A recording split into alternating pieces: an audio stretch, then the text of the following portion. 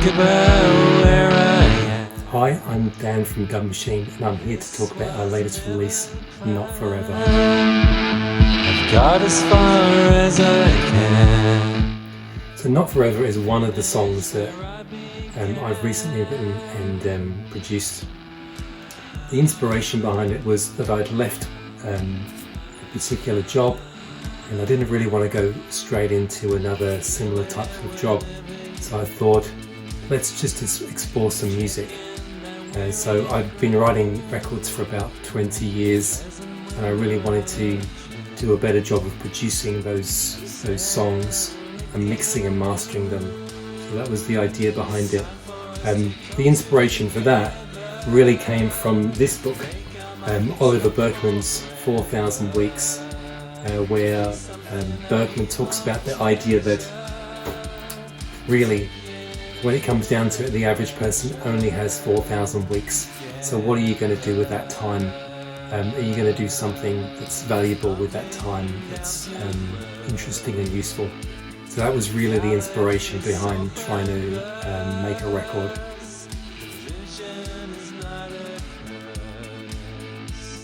Okay, Not Forever is obviously called Not Forever, and in the literal sense you can say that it is about the idea that we are not on this planet for very long. We are certainly not here forever. So what are we going to do with that time? How are we going to use it? If you listen to the lyrics, it talks about how we sort of aim for that idea of progress in our lives, but sometimes we don't really get anywhere with it. So what we really need to do is to actually come together, treasure our experience of being with each other and the journey that we go through in life, because in the end, you know, our survival rate is 0. So we just got to make the most of it.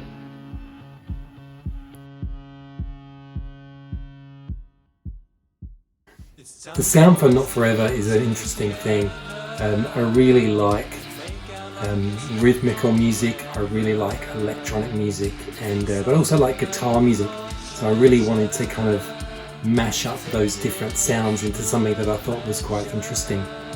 So I use a custom 24 PRS guitar for the main guitar riff in the song, and I run it through a different I run it through a bass amp actually to give it that kind of really dirty sound. So that's how I create the sound in the song. And in terms of the rhythms, I'll talk a little bit more about how I mixed and mastered the songs, but I really wanted to beef up some of the rhythms in the song as well.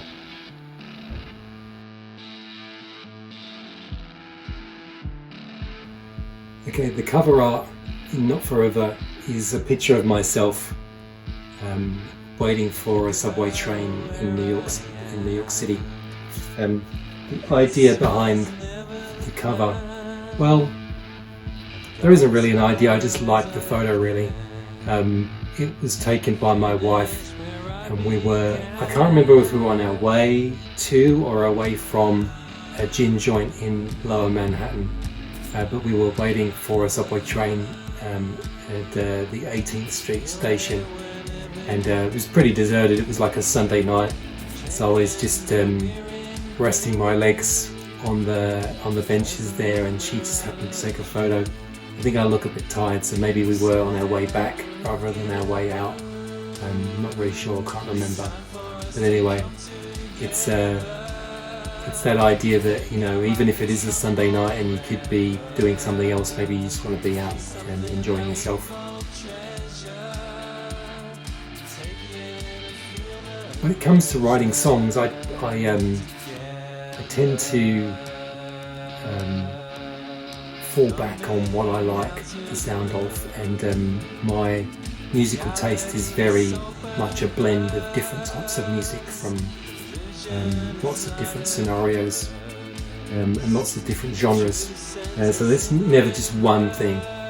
So I just wanted to share a few records that influenced me with this one. The first of those records is Fine Time by The Water. So Fine Time is the first song on the Technique album from 1989.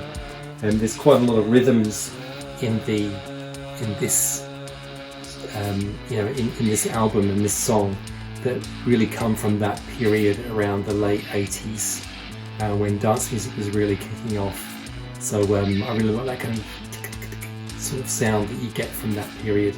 So that's really heavily influential. This song, even though it's a solo release at this point in time, it's the first song on my album, which will come out later in the year. But I really wanted that really sort of strong guitar sound that really sort of gets your attention at the start. So in that sense, a few other albums influenced me. So I really like this album. This is Blue Weekend by Wolf Alice. So there's a particular song on this, which is the fourth track on the first side, called Smile. And Smile's got this sort of really lo-fi, heavy guitar sound on it when it comes in. So I really like that. Other albums that are kind of similar that sort of influenced me. The first track on Playing the Angel by Depeche Mode is called A Pain That I'm Used To. And that song has this really strong sort of combo sort of, you can't even tell if it's a guitar sound, but this really strong sort of sound that comes through when you listen to it. So I really like that as well. And the guitar sounds on Telling Stories are really fantastic as well. So particularly the song How High, just that really full guitar sound really gets me every time. So I really wanted to do something that was similar to that.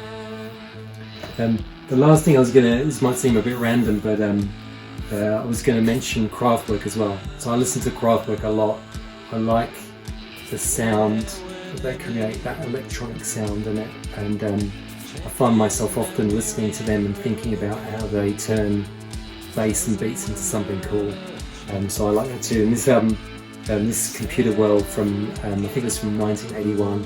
It's a pretty cool album. And maybe the last one I will mention is Talk Talk. Maybe you don't know about Talk Talk, but they were a band that were popular when I was a kid in the 80s. And this song's called Life's What You Make It. I bought it at the time. It's a beautiful triple fold 7-inch single. Came out early 1986, I think.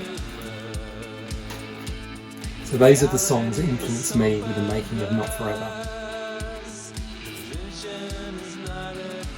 So I spent a lot of time mixing and mastering the tracks on the album that's coming out soon, and Not Forever is no exception to that.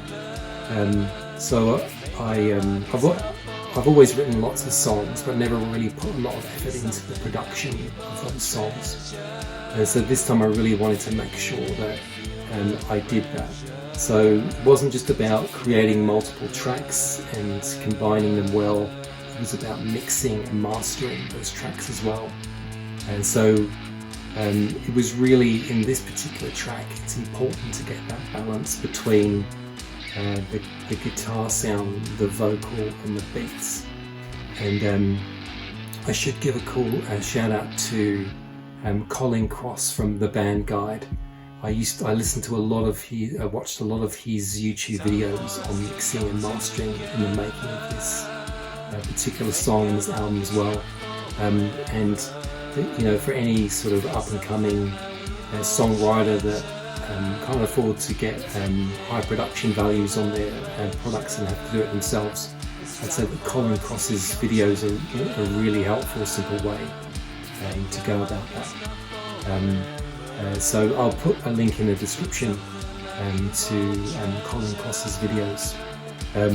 And he's also very helpful in the mastering side, so really getting that right balance between compressing your track and lifting the volume that you get out of the track, so it gives it a really full sound.